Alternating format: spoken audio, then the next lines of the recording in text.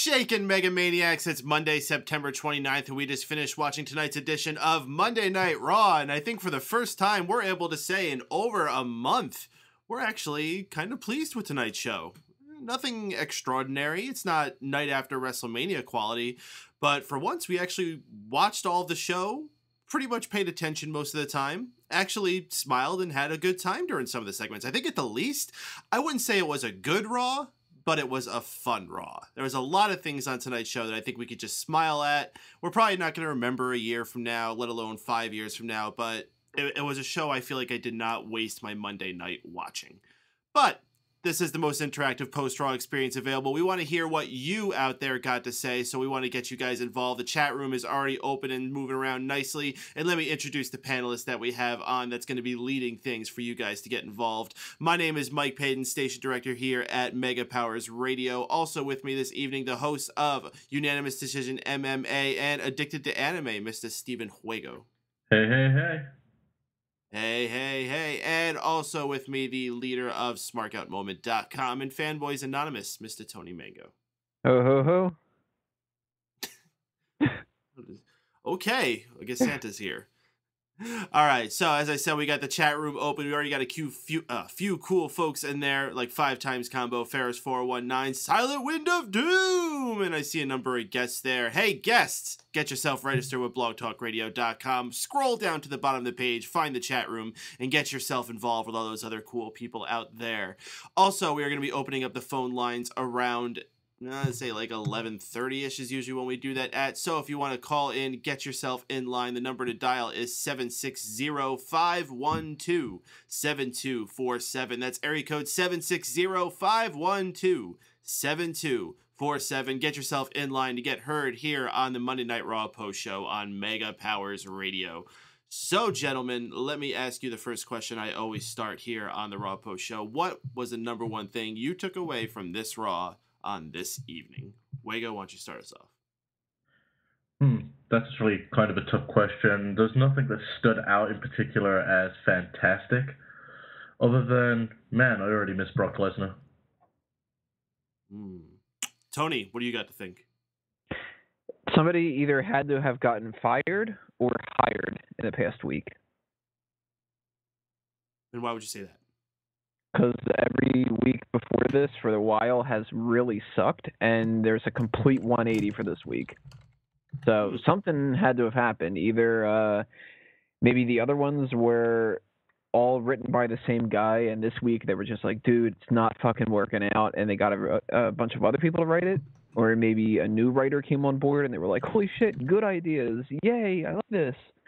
Something happened. I don't know what happened, but whatever is the change from this week and the past couple of weeks, good. Keep it up. Maybe someone just had a good night. Why can't people just like rebound and like actually write bad stuff sometimes and then turn into good?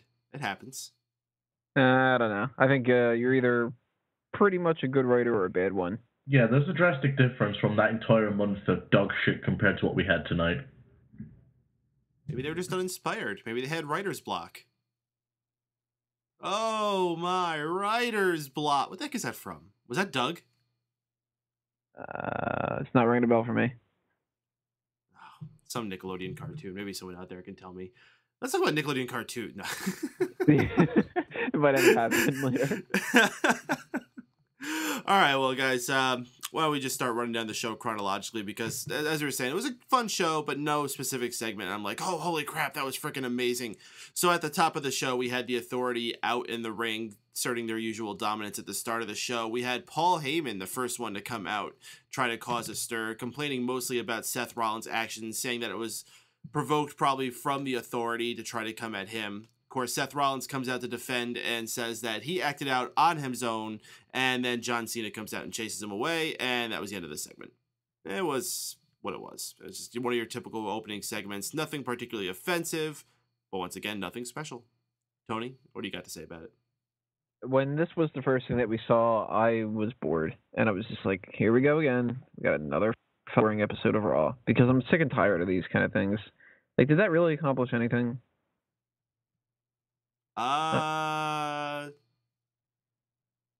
No, I guess Paul Heyman got on the show.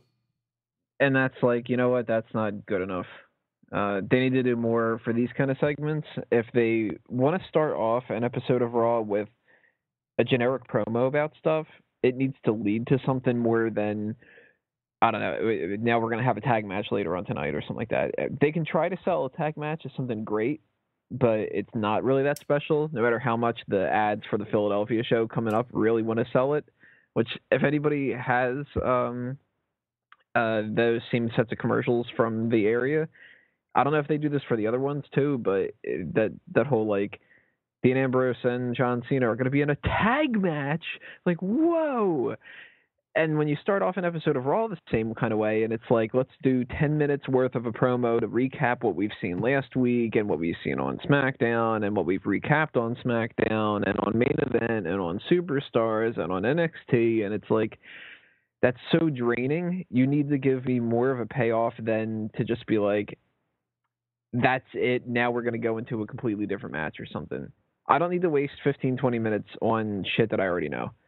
Do something in there for me to get hooked in, because those first 20 minutes or so are going to really determine my energy for the next 2.5 hours. So this was a bad start. Well, I think that's something that's, once again, to speak about the difference between the 2 hours and 3 hours. Once upon a time, your first segment was really important. I think there's a large demographic of Raw that doesn't even tune in until later in the show, and I don't think the first segment has that much of an importance on the tone of the show as it used to. Yeah, I think that it can really kill the momentum. Because if I'm like kind of tired and I click on Raw, and especially the past couple of weeks where it's like, oh man, Raw has really sucked. So I'm already going into it with like very low expectations of, well, when's this going to turn to complete garbage kind of. If you start off bad, it's going to convince me that there's no hope for the rest of the episode. Thankfully, that wasn't the case for this one. So, that was a rare instance where it went up afterward. But if they didn't have a solid show for the rest of it, it would have just been like, you know what? From the first 20 minutes, I should have known that it was going to suck, and I should have gone and done something else. You know what I mean? Yeah. You did mention those local commercials. We got one for me, too, only it's going to be Raw in Brooklyn next week, which I'm pretty stoked about. I wish I could go. But whenever they have a show in New York City, it's always exciting. They didn't say anything about a tag match. They usually don't advertise stuff for Raw because it's Raw. So, nothing for the television shows is actually booked in advance. That's all done on the fly. Yeah. I don't know. You might get lucky. There might be a tag match out there. 5 Times Combo just gave me this link. I don't know if it's just loading wrong for me, but it looks like a really young John Cena back in OVW. He's got like this really crappy haircut, and he's with Jim Cornette and some other dude. Doesn't look like anything's actually happening here, though. Why'd you give me this 5 times? Just look at John Cena's hair? I guess I'm not just going to sit here and wait for your answer, but just asking out there. He's got anyway, Wago. Wait, it's Orton? Oh, that other person's oh, gosh. No, the other person with Cena in this picture is Orton. He's mad shaggy. Actually, he's got like he's got some baby fat on him. He used to look a lot like Jim Cornette. He was eating that Dairy Queen. Oh, thanks for sharing that 5 times, Go. It's actually pretty cool. Wago, what'd you think of our opening segment? I didn't think it was a bad segment, but I'm kind of in the same boat as Tony, as I'm getting sick of a talking segment being the first thing that we see on Raw every week. I'd kill just for a solid opening match. It really sets the tone, and I can stop caring instantly depending on if this first segment's really bad. So, luckily, Paul Heyman was there, and generally, wow, fuck, can you hear that train? Jesus. Yeah. It's the Ho train. That all fucking tense, I was about to burst through my door, I'm not sure. But, yeah, as luckily whenever Heyman's out there, he generally keeps my interest. And I'm wondering if they're setting something up with Brock Lesnar and Seth Rollins in the future, or not necessarily that, but a Brock Lesnar face turn. At least I'm craving one, so maybe that's why I'm hinting towards that. But I didn't think it was a bad segment, but I'm kind of getting sick of the talking segments every time we start the show. Yeah, I mean, who the hell wants to listen to people talk and talk and talk? By the way, you're listening to us here live on megapowersradio.com. I just want to pull a comment out of the chat room here that was relevant to what we were saying about the commercials. Silent Wind of Doom says, I love the one they did for a house show in White Plains a couple weeks ago where the Usos and the Harpers would have a title match. Because, of course, there's a chance the titles would change hands in White Plains, New York. True that. Silent Wind of Doom, you're from White Plains? You from Westchester County? You're actually not too far from myself. I'm up in Orange County. So we'll have to have a wrestling party someday. Yeah, that's not creepy. Wait, I thought he was like from another fucking country. Silent Wind of Doom? I thought that was is he? I thought he was the Australian dude. Town of Montgomery. Oh, you're from Montgomery. I'm from Newburgh, dude. We're like neighbors practically, actually. We're like right next to each other. Who the fucking hell's the Australian dude, man? John Bruce. Australia? Oh, yeah. John. No, isn't Ferris from Australia too?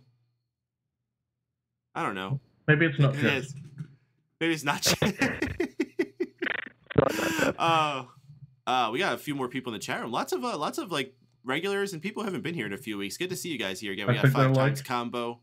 Raw was fun. Brian, let's talk about it. Got 5 times combo. Brian the Brain, Creepas onto radars, Ferris 419, and Silent Wind of Doom. And I see like 7 guests just sitting there. Why don't you guys go ahead, head to Blog Talk Radio, get yourself registered. Then, since you're listening live, you may as well join the chat room as well because there's all these cool dudes in there, doubling the conversation of what you hear with us. I do miss Vix. Is he here? Am I just not seeing him in the chat panel? I think he left already. I don't know. Dane's sending me a bunch of Snapchats, but I don't think he's in the chat. Tell him to come in. What? We'll talk about the Peep Show because I know how much he loves Christian. Well, he sent me one of just himself saying, "That's the Rock in the casket." I have no fucking clue why. I'm used to this shit by Dane now. So we had a running bit throughout the night where the Authority was sending Jamie Noble and Joey Mercury all around the building to look for Dean Ambrose, and these were fantastic. Jamie Noble and Joey Mercury seeming like they're going to be filling that stooge role for Triple H, basically like the Pat Patterson and Gerald Briscoe to his Vince McMahon. I think that's going to work out excellently if that's something they continue going forward, just based off the last couple of times we've seen them going over the last few weeks. And some of the lines they had, especially Jamie Noble with his accent, he's like, "You think we can get some of them sledgehammers you got?" These guys are fantastic. And then when Jamie Noble has the mustard all over his face, lots of people having weird objects all over their face, with Seth Rollins getting the goo and Jamie Noble having the mustard. Yeah. But what'd you guys think about this deal they were doing with Noble and Mercury? You happy to see these guys back on TV? Wago? It's kind of fun, nostalgia-wise. I mean, I remember seeing them on SmackDown a few years back, so it's always cool when an old face pops around, and I'm glad they're still employed, because there's not much work in the pro wrestling business when you get cut by WWE. Yeah, this is very true. Tony, did you like seeing these guys? I thought it was funny that all 3 of us immediately thought of Briscoe and Patterson with them. But that's kind of, I wonder if they thought about that too, if they were like, you guys should fill that role, or if we all just, being outsiders, were able to see that, and, maybe like next week or something, somebody will bring that up and they'll be like, oh shit, like. I call dibs on being Kevin Nash. As long as we don't get the evening gown match, I'm fine. I thought it was fun though. Good little fun. Couple of segments there. I don't know about the mustard thing. Was a little bit like, meh, that's a cheap laugh, sort of. But I like that. I thought it was pretty entertaining. You guys remember how Noble retired? Most of Sheamus, right? Yep, he got his ass beat by Sheamus so bad that he had to retire. What a way to put Sheamus over on his way in, huh? He retires Jamie Noble. I don't remember that, but cool. Yeah, they like really pushed Sheamus hard when he first came in. Not like they ever stopped, but. And now we just don't give a fuck about him. Now he doesn't give a fuck about shaving. So. Let's do one more segment before we start opening up the phone lines. We had a triple threat Intercontinental title match. Dolph Ziggler defended it against both Cesaro and The Miz. He actually defended against Cesaro on SmackDown. So for all you people who are saying nothing ever happens on SmackDown, well, there you go. We had a Dolph Ziggler versus Cesaro Intercontinental title match where we actually had some shenanigans at the end. Dolph Ziggler getting the roll-up victory, but Cesaro managed to get his hand on the bottom rope while the ref was counting. Therefore, that count should have been broken up. Cesaro should have had more of a chance. But he had a second chance tonight, along with The Miz. Both of them unsuccessful, though. After a pretty damn good match, I gotta say. These three guys showing why they're pretty much the definition of our upper mid-card section, even though they're at the beginning of the show. But these guys are bright, bright youngsters, bringing a lot that, a lot of people who might be sitting here yearning for some of those older faces might not expect to see. These three guys, along with like the Ambroses and the Rollins, are the people who are going to save this show from being so goddamn stale. Thank goodness for them. There's one complaint to have with this matchup. There was this one section where they just did roll-ups for a good 30, 40 seconds. That was kind of obnoxious. What about Dolph Ziggler's fucking figure four leg lock? Oh, yeah, that was pretty fucking bad. Dolph Ziggler had, for all the hate people gave The Miz for those first few figure fours he tried to put on, Dolph Ziggler, people always like to herald him as this great in-ring technician, the new Mr. Perfect. Oh my gosh, that was just I might say that was one of the worst figure fours I have ever seen. So shame on him for that. There was a really cool move where Dolph Ziggler did this, what would you call that? That slingshot, where he slingshotted Cesaro up into Miz's nuts. That was pretty cool. Yep. Yeah. So what'd you guys think about this match? Very good match. Yeah, very good match. I think it's one of the highlights of the entire night, and The Miz keeps impressing me more and more. I think I've just got like a chunk of doubt about him ever since his WrestleMania performance, but the guy can actually go in the ring, so fair play to him. Tony, what do you got to say about it? I'm going to spoil a little bit of something here. I almost gave this my good for the night. There's only one other thing that I'm going to give instead of this, but this is the runner-up. I thought this was a great match. And, it's a very simple thing. You get good people that know how to wrestle, they put on a good match, and they make it entertaining. People are going to be entertained by it. It's a pretty foolproof method. I mean, if you put out really shitty divas that can't wrestle, or people like Kali, that segment's usually going to suck. You put out like the Dolph Zigglers and the Cesaros and stuff like that, you let them do their thing, it's going to be good. And I tell you what, like what I had said about opening up with the promo that we had, and that was sort of like a bad start. If they would have started immediately with this match, then it would have been an amazing start to this. And thankfully, they had this match come right after that to break apart the boring kind of mentality that I thought I was going to end up having with Raw.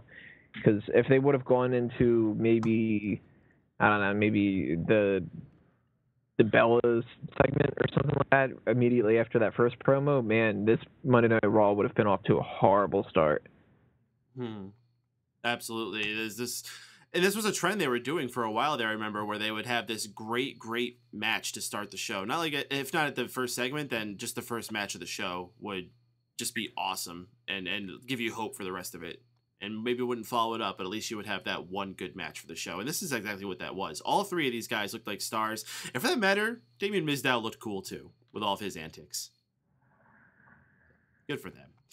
All right, we're going to bring on our first caller for this evening. Just want to remind everyone out there listening, once again, if you want to get yourself in line to get your voice heard on the Raw Post Show on Mega Powers Radio, the number to call in is area code 760-512-7247. Also, if you're listening and you want to participate in the chat room, register yourself at blogtalkradio.com. Scroll on down to the bottom of the broadcast page that you're listening to us on and find the chat room where you can hang out with 5 Times Combo, Brian the Brain, Creep Us Onto Radar, Ferris419, our own panelists, and Silent Wind of Doom. I love saying that name. All right, let's bring on our first caller. Everyone knows who he is. It's Mr. JD from Pittsburgh. What's shaking? Mike, fellas, how's it going tonight? Tremendous, man. I think we're all in a much better mood than we usually are after these shows because, in our opinion, it was a better episode. Not great, but much better than the last month. Where are you sitting at, though, JD? Well, I'm sitting on the fence a little bit. I mean, it was an okay show tonight. I'll give you that. I mean, it wasn't a bad show in Chicago tonight. They had a pretty good crowd, however. I mean, obviously... Wait, we have a bell? Yes, Wago has a bell. Wago has bell, okay. Does Wago have a question before I continue? No, I'm good. Okay, well, we'll get to that eventually when we ask JD anything. Now, I mean, tonight's show was good, though, in some doses. I mean, I did think it was stupid. We had to start out with a stupid idiot talking segment with Triple H and Stephanie the Whore again, running their mouths, if you will. But, I mean, it was a good way to just get the show started off the way they did. However, I mean, wait a minute, we have the bell. The bell's going off again. What's going on here? I mean, someone has to have a question if they want to. If we're ringing the bell already. Yeah, Wago, you got a question if you're ringing the bell? No, just got an itchy finger. Well, anyway, I'm glad though. I mean, the thing that pisses me off though, I mean, once again, earlier in the day, I guess she did an interview in Chicago when she was in Chicago the other day, talking about CM Punk and everything. I mean, they had Hulk Hogan come out, do the Susan G. Komen thing, and then you have Paul Heyman come out, however, and interrupt the Authority the way he did, however. And what did he do? He was only not even out there for 2 minutes, however. 2 freaking minutes. Are you kidding me? I mean, the first match, yeah, it was good, however, I got to admit, it was a good beginning, however. He must have a really itchy finger tonight because he really is hitting the button quite a bit tonight, however. The Divas thing was a joke, I got to say, however. I'm glad Rusev finally got knocked out by the Big Show. I mean, that finally teaches the little bastard that you don't mess with a giant, however. And Lana, of course, they better keep their mouth shut. The whole Mark Henry Bodas thing was a sham, if you ask me. Then, of course, you had an okay main event, but once again, you had to have the Authority was set to sell out Rollins and his little arrogant little bodyguards, if you will, because he can't do it by himself. How he has to be in the back all night, basically letting Kane and Orton fight his battles, which is a bunch of bullshit, if you ask me, and then a hokey finish. But it was an okay show. I mean, it could have been better. I mean, I'll give you my high point and low point before we get to the Ask JD anything. However, the high point tonight, however, I would have to say the opener and probably the worst match of the night. I'm going to go with Mark Henry and Bo Dallas, but not far behind there. I would say the whole bunny thing with Adam Rose. I mean, come on. Enough is enough of this bullshit, you know? Seriously. Stupid fucking bunny. Getting ridiculous. And, I mean, they're trending Bunny Mania. Bunny Mania. I mean, who gives a flying F, you know? All right, I guess we're ready for Ask JD anything since we've been hearing the bell go off 4 or 5 times already, so I'm ready to go. All right, Wago, you're anxious to go first, I bet. Go ahead. What's the deal with Brian the Brain? How do you figure? What do you mean? What's the deal with him, you mean? Yeah, what the fuck's with Brian the Brain? I don't know. Maybe he, if he lives in Chicago, maybe he's at the show tonight, and he probably was happy to see the Big Show get in Rusev's face again. I don't know what's going on with Brian the Brain today. Brian the Brain loves the bunny. He loves the bunny. That's Brian what's wrong the Brain loves the bunny. Brian the Brain, I think, needs to have his head examined, if you ask me. He's like, no one likes the damn bunny. Even JBL hates the damn bunny. We all hate the damn bunny. Yeah, Brian the Brain. Yeah, fuck There you go. All right. I think I got one for you, JD. Go for it. If you were to have anyone beat Rusev, who would it be? Well, it seems like right now they're doing something with the Big Show, so I think, I mean, it would have been nice to have seen Mark Henry do it, however, but I'm glad now it's someone like the Big Show putting the Russian little midget, or should I say the meatball, and his little whore in their place, so I'm happy to see it's the Big Show right now. Tony, you got anything for SJD this week? Well, we know that Wago is fond of bells and mallets, and we know that Paden is fond of gavels. What do you think, JD? Is it a gavel or a mallet? I'm going to say gavel. I'm going to go gavel. Yeah! Suck on that one, Wago. All right. Silent Wind of Doom. This is a weird one. Last week, JD referred to Stephanie as Stephanie the Vagina. What the ever-loving crap does that mean? It means that basically how everyone is sucking her vagina, basically like Rollins, Kane, and Orton, basically because all the time, how they're kissing the ass of Triple H and sucking the vagina of Stephanie, because obviously, however, they continue to be the bodyguard little bitch boys of the Authority. 5 Times Combo asks, what kind of gun do you think the Big Show has? All I know is he has a right hand. He knocked the freaking Russian Drago one right on his jaw, and I hope he breaks his teeth in the process next Monday night in Brooklyn. Barris419 asks, which currently injured superstar do you want to see return the most? I think Daniel Bryan, they need him back. They really do, but I like to see Roman Reigns too. Right now I'm going to go with Daniel Bryan. They need to get the Reigns back up again, I think, and that's why they're really hurting right now. 5 Times Combo does say sucking a vagina is not how you eat a girl out. Well, apparently the Authority loves to do that with Stephanie, apparently, when Triple H isn't dealing with his little boys, however you will, and having his little bodyguards, if you will, like in the form of Joey Mercury and Jamie Noble, for God's sake. All right, we got one last question here from Silent Wind of Doom. He asks, if you were a wrestler, what would your gimmick be? Very serious and like CM Punk. I mean, basically cutting pipe bombs all over the place and telling how the real bullshit is unveiled. However, and I think the thing is, though, I don't think we'll ever see CM Punk back, which is a shame because the times they've been in Chicago this year, I mean, the way this Authority thing's been going on for a year, they've got to get him. I mean, I'd like to see him come back and really stick it to the Authority, but it's a sad part it'll never happen. I will be a very serious wrestler like CM Punk and telling it no nonsense bullshit and telling it how it really is.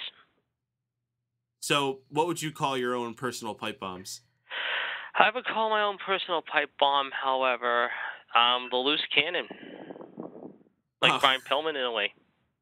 Yeah, all right. That's not bad. All right, and speaking JD, of which, by the way, before we go, you guys didn't call in this past Thursday night to my show.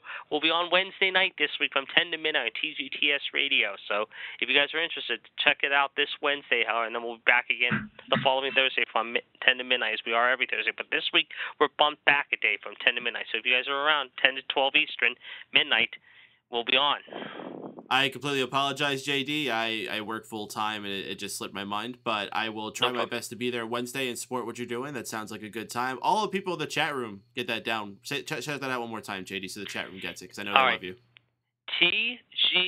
TGTSradio.com. Me and my co-host Fonzie, sponsored by Hollywood Tony P and the people at TGTS Radio. However, they are the ones producing my show, so check it out.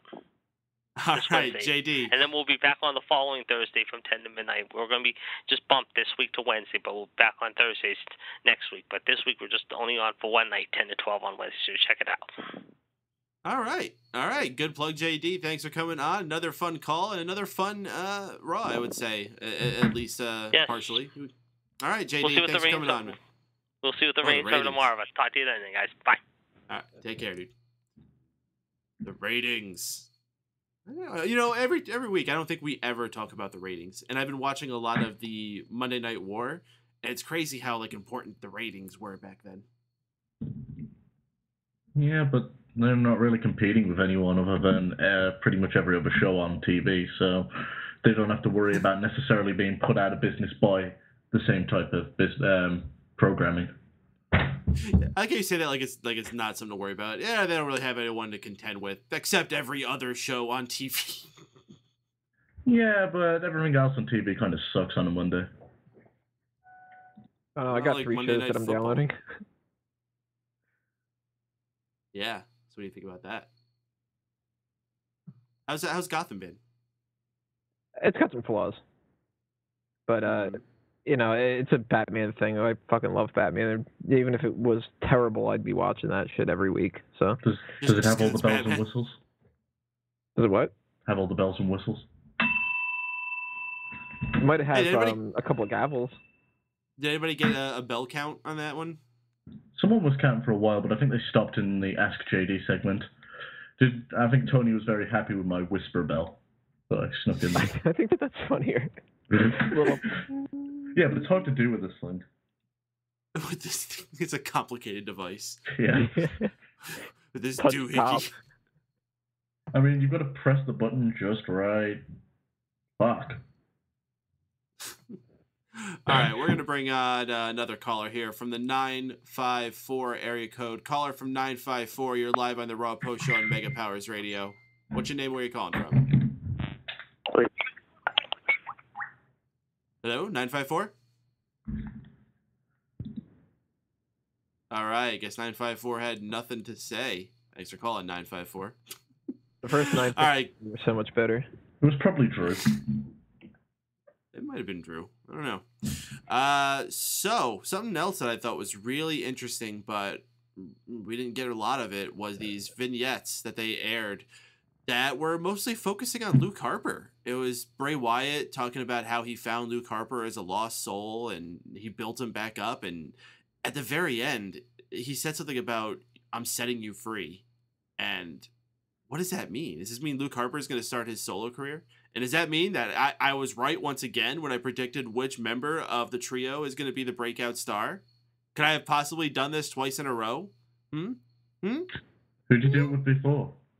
Roman Reigns. Oh, you mean that injured guy? Okay. Okay. People haven't been injured before. Yeah, it's all downhill from here. It's all Dean Ambrose. Jumping on the hype train while it's available. Daniel Bryan's injured too, I'm just saying. Yeah, no, he probably won't get pushed when he comes back either. You're going to get pushed when he comes back. Right off the stage, like Zack Ryder. Yeah. What do you think about that? All right, no, seriously, what do you guys think about these Luke Harper videos? They're pretty fucking sweet. I'm looking forward to seeing what they're doing.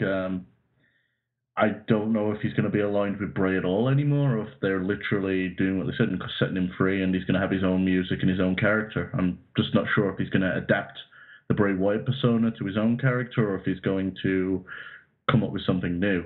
And what else I wonder about is, what does Bray do from here? He goes away. I'm okay with that. Yeah, I'm okay. He and Eric Rowan can just go fuck off. I'm starting to think that Sheamus is just cutting chunks of Eric Rowan's beard off and gluing it to his face.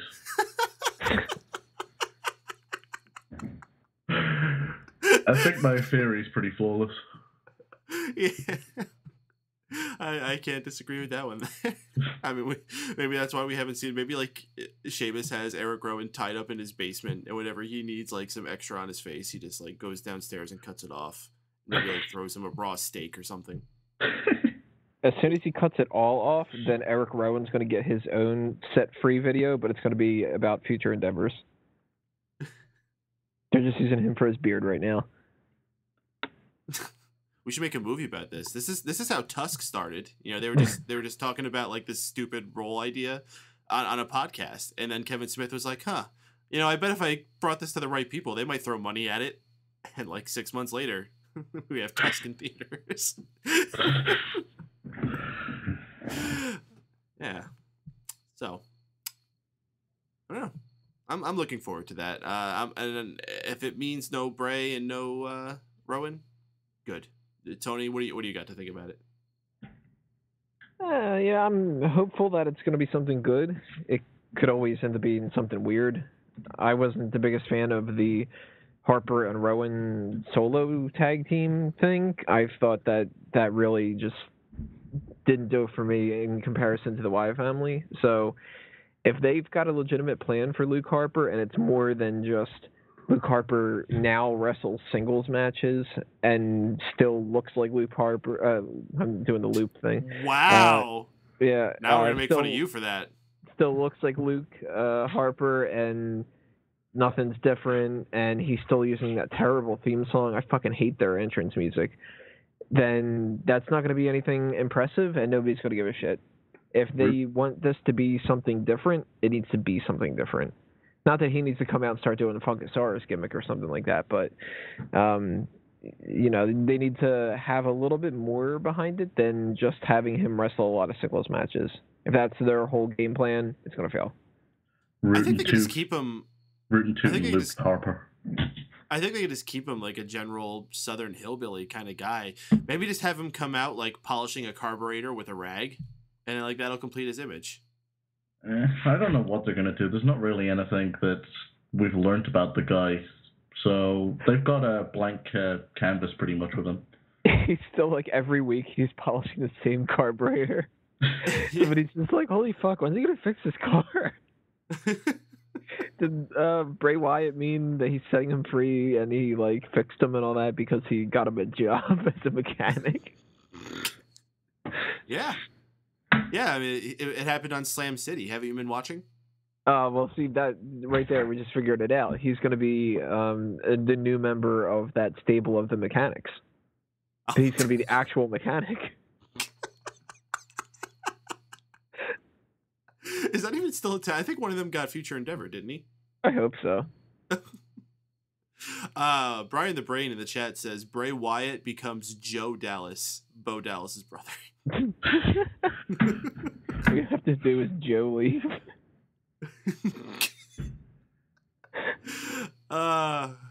Creepers on the Radar saying it seemed like they gave him a clean shirt. Yeah, maybe he did that for his job interview as a mechanic. So boy, they fixed him. They gave him a fucking bath. Maybe they used some of that like hair in a can that you always see them use on a critic. They used it on him. I thought they was just getting the hair off Eric Rowan. See, when they had to illustrate to him how to clean the carburetor, and they started off by going, well, we'll keep it a little bit simpler. We're going to show you how to clean a shirt first. Then we'll move on to carburetors. I could do that for the next year. And, it was very nice of him to let Hornswoggle take his move.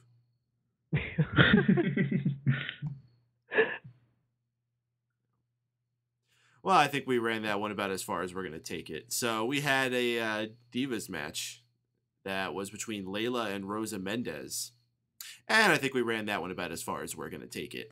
So we had... The carburetor's broken.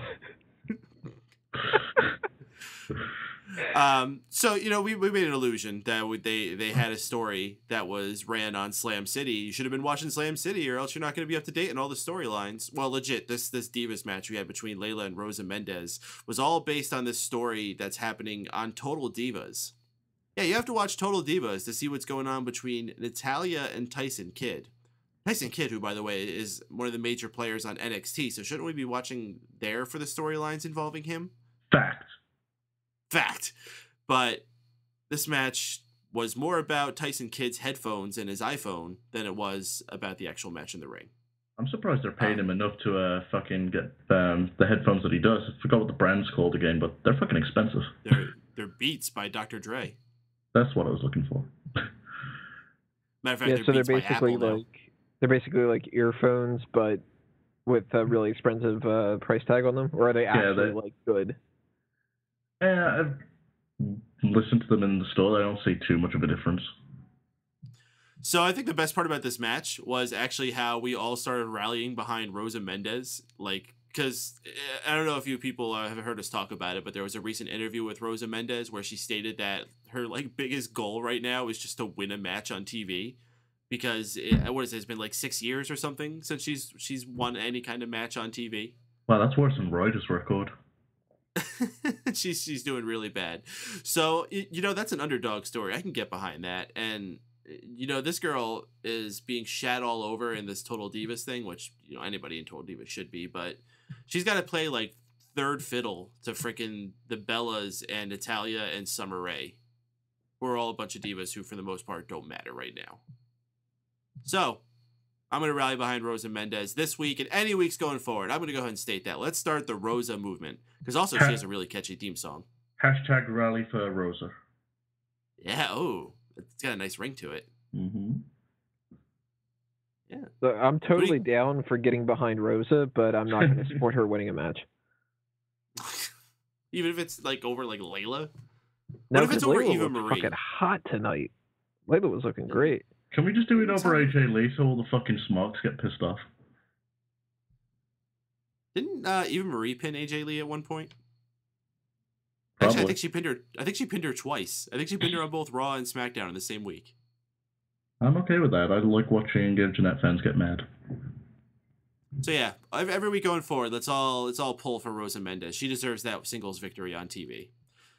Our next segment was pretty damn fun. We had Dean Ambrose coming out, who they played his music, and he didn't quite come out on the stage, but he didn't quite come out through the people. He came out in that like area where Alberto Del Rio used to drive his car in through, just like off to the side. And he had this big old suitcase with him.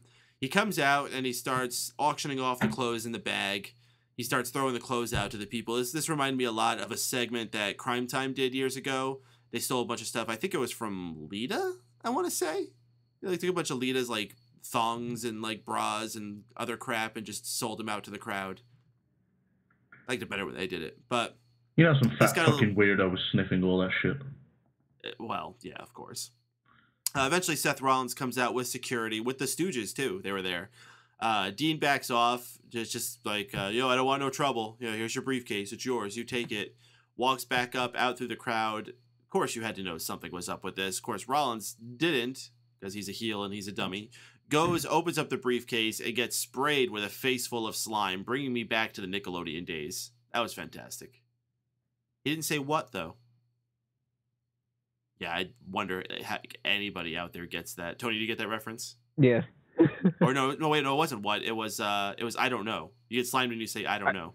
I know what you were going for, though. It took me a second. I was like, was it what? Was it? No, it was. And that's what I was sitting there thinking about. I'm like, I don't remember it being what, but if I laugh and that's wrong, then something's up here. Like, that joke went over as well as the Seinfeld joke.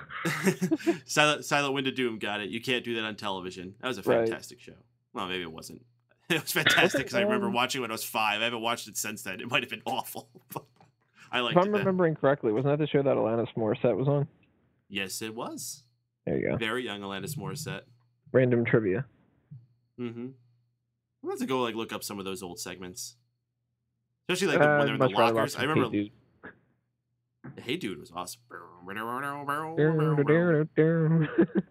Little wild, a little strange. The only thing I remember of Hey Dude is I remember there was this episode where it was like a battle of the sexes, and they were having like a bake-off, and the guys had to make a cake, and they got in the recipe is like, oh, we need brown sugar. Oh, we don't have any brown sugar. We only have regular sugar. And one of the guys like, oh, man, I got it. We'll just pour Coke into the sugar, making it brown, and then we got brown sugar. Flawless logic. Yeah. Oh, guys, we're so dumb. What were we talking about in wrestling? Yeah, we're actually talking about the Dean Ambrose, Seth Rollins segment, which actually was entertaining, but we're so used to getting sidetracked. What did you guys think about that? It was awesome. That was so many different things during this little segment were really fun. He had some great fucking lines too, like when Noble and Mercury come out and he's like, "Oh, they sent the cruiserweight division out to get me." It was fucking great. And did he have the other quip about the security? Is like, weren't you guys rosebuds last week? Yeah, you guys real security. And even something as simple as when he's like, I forgot what I was charging for this shit, so because I stole it anyway, so here you go, just fucking take it. Like, that was fantastic. Dean Ambrose just killing it. Oh, and not only did the fans get all the shirts, one of the lucky fans actually went home with the bag. That's a sweet bag that they took.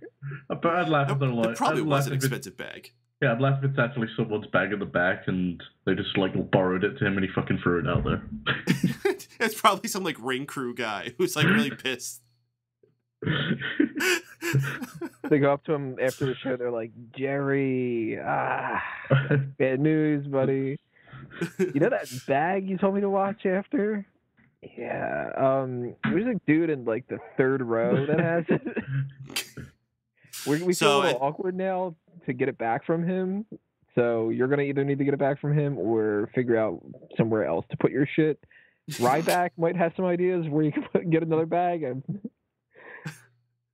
So this makes two people you cannot trust your bags with now. Dean Ambrose and Randy Orton. Well, and Ryback. And Ryback. He'll put it in the shower.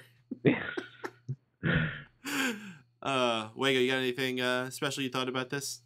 Pretty much everything that I thought has been covered, and I think Dean Ambrose is the best thing going on TV. Oh, you thought about you can't do that on television? What? You thought about you can't do that on television? No. You probably have no idea what that was. I think that show originally aired in Canada, so you Canadian fans would probably remember that show originally, and then it was syndicated on Nickelodeon years later. What, you never watched Nickelodeon? Watched it. Fucking Keenan and Kel and shit like that, but never heard of that show. Oh, that was years later. That was in the late 90s. Here it goes. Me and Tony legit watched this, what was it, 16 minutes long? That was every here it goes joke ever on the show. Every 2.5 minutes or so, it was just why am I still watching this? I'm gonna keep watching this. Made it this far. Right. Oh, I just had an awful thought. What if they did a similar video and it was every Simpsons couch gag ever? I'm pretty sure that they've had that out there, but the last one from yesterday's episode was god awful. So. You know what the sad part is? That was animated by Don Hertzfeldt, who actually has done a number of small cartoons, which were awesome and hilarious. Like, did you ever see them? The one that was like, "My spoon is too big." You ever see those videos? No, they were really they were really popular in the early days of the internet. Too cool for you to know about. But he actually drew those up, and it just did not work out. His style did not translate very well. It went on for too long. If it was like a 20-second thing, it might have been okay, but because it went on for like 2.5, 3 minutes, it was really long and really awkward, and it didn't get funny at all. It was just creepy. What are you guys on about exactly? The Simpsons couch gag from the Simpsons episode last night. Oh, I never saw it. Homer's like an octopus, and he just keeps muttering something weird, and Lisa's got an arm sticking out of her head, going, "I am Simpson, I am Simpson." It was just like, this is your fucking season premiere? Great. Awesome. Oh, look at that. You killed off a character nobody gave a shit about. Thanks for a year's worth of build-up for nothing. It's so funny because I saw that graphic that was like one of these characters died, and it had like 10 characters' faces scattered throughout it. And it was all like, Sideshow Bob and Krusty and Homer and, all these people that you could be like, oh, it could be anything. Like Apu was on there. And then there was just one random looking Jewish dude. And I'm like, I have no idea who the fuck this is. So it's got to be this guy. And of course, that's the guy they go with. They couldn't possibly try to take a chance. You really couldn't kill off Apu or even like Krusty. You couldn't actually kill off Krusty. You had to kill off his dad. Like, what the fuck? They're used to killing off important things from years ago because they killed off the comedy in the show 13 years ago. What did you think about the crossover? That was actually pretty good. I was surprised. Yeah, it wasn't bad. I've not seen it yet. The best joke was the plane joke. No, the Gracie Films one. Oh, no, we don't even have to watch it. That made me laugh. Yeah, it was a plane crash joke. You'll love it. Yeah, for our upcoming episode of plane crash movies on the 4 Real Movie Club. Hey, if it's got an armadillo in it, I'm there. To answer Silent Wind of Doom, he says, how can you consider yourself a Simpsons fan and not remember Rabbi Herschel Krustofsky? I don't really consider myself a big Simpsons fan. That's more Tony's thing. Yeah, I like a few episodes. Did you know who he was, Tony, like before he was there? Yeah, he's been on, I think, 3 episodes beforehand. The first episode they introduced a character was actually a pretty good one. There's a lot of good jokes in there. The big tie-in thing of Sammy Davis Jr. is like the big payoff kind of a thing. Not really spoiling anything. It's from like fucking 12 years ago. But, yeah, they're not losing anybody.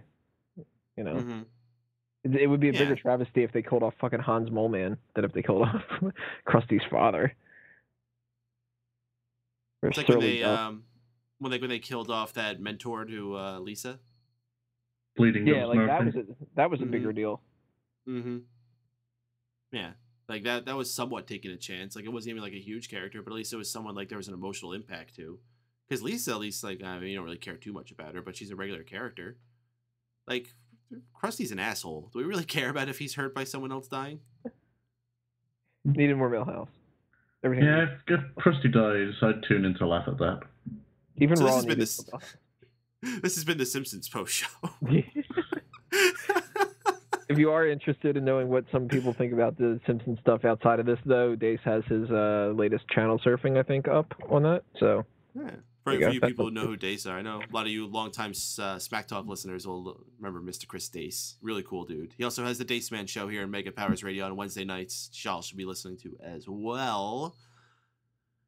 Jeez, now we got to go back to talking about Raw some more.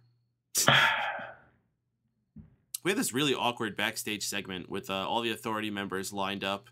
I don't remember what the hell they were talking about, but they got interrupted and it got silent when they started hearing this vibrating sensation. They all started accusing each other of like it being their phones. Like, oh, it's not my phone. Oh, well, it's not my phone. And then they all look over at the briefcase. Seth Rollins comes in. It's like, what? It's my electric razor. And walks away. I never got that. Somebody must have just seen Fight Club. I don't get it. I don't even use a razor. God. I think the joke was supposed to be like they were implying that it was a dildo in there, but he was like, "No, it's a razor."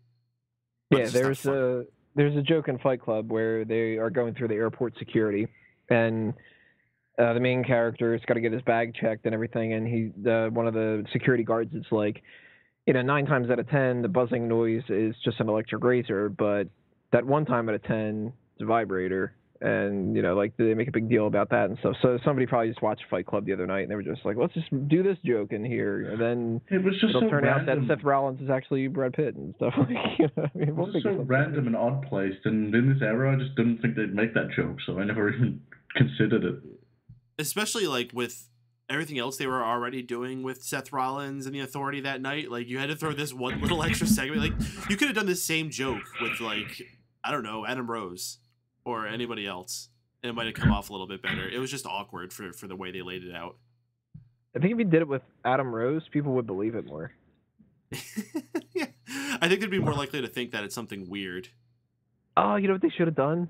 They should have had that buzzing thing in an Adam Rose segment, and then it could have just turned out to be the bee. All right. We had a matchup between Bo Dallas and Mark Henry. Mark Henry's out in the ring. He begins to apologize to the crowd for losing his matches recently. Bo Dallas comes out and tries to motivate Mark Henry before their matchup. Mark Henry goes for a Vader bomb. I love that he does the Vader bomb. Misses when Bo Dallas runs out of the way, hits Mark Henry with a Bodog, and gets the pinfall victory. And what I think is actually kind of a shocking victory. I did not expect Bo Dallas to get the clean pin here. And it's huge. It would have meant a lot more if he was still undefeated, but still awesome. And it makes me happy to know that they are not completely losing faith in Bo Dallas, that they'll give him a big victory like this. What did you guys think about it, Tony? This is a little weird. I like Bo Dallas and I like Mark Henry, and if those two can have a good feud, then that'd be cool, but they don't look like they match up. And it was a little awkward seeing Bo Dallas get a win over Mark Henry after they just made Mark Henry get his ass whooped by Rusev twice. It sort of seems like I don't want to go so far as to say that he's getting buried, because everybody throws that fucking term around like crazy. But something's odd with the way that they're booking Mark Henry with this kind of stuff. Maybe they're going to try to turn him heel again or something. I don't know. I was about to say, that's the exact feeling. Even with the segment they had back there, they had a segment after the match where Bo Dallas was getting an interview with Renee Young. Mark Henry comes up behind and just viciously beats him up. I'm thinking this might even be a double turn. We're seeing Bo Dallas start to get more sympathy from the audience and get behind him and go in through his catchphrases. And Mark Henry, he dropped his "That's what I do" line, which we haven't heard him say in a while. So I really think, just like you said, this has got to be a setup for some kind of heel turn for him. Maybe involving the Big Show, maybe continuing with Bo Dallas. I think the Bo Dallas thing might just be a short-term thing. There's got to be a bigger long-term picture for it. Wago, what do you think about it? Well, considering the next time they meet is going to be main event, I'm going to be clueless to what they're going to do, because I'm not watching that shit. Did they advertise that? Yeah, tomorrow night it's Mark Henry versus Bo Dallas, but they normally pull matches as soon as they advertise them anyway, so it might not be till next week anyway. So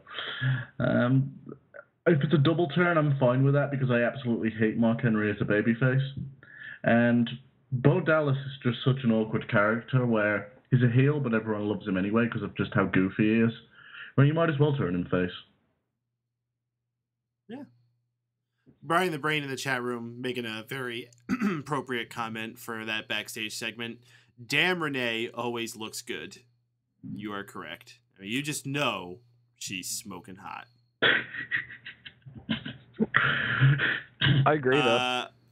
Yeah, dude, smoking hot. You know she's going to be smoking. Shit. I know that. We had our second of 3 actual Divas matches of the evening. This was a handicap match. Nikki Bella tells Brie that she's going to be involved in a handicap match to make up for all the ones that Nikki got caught up in after Brie left the company. This one was Brie versus Cameron and Eva Marie. Could you have chosen 2 worse divas to try to throw out there and do this?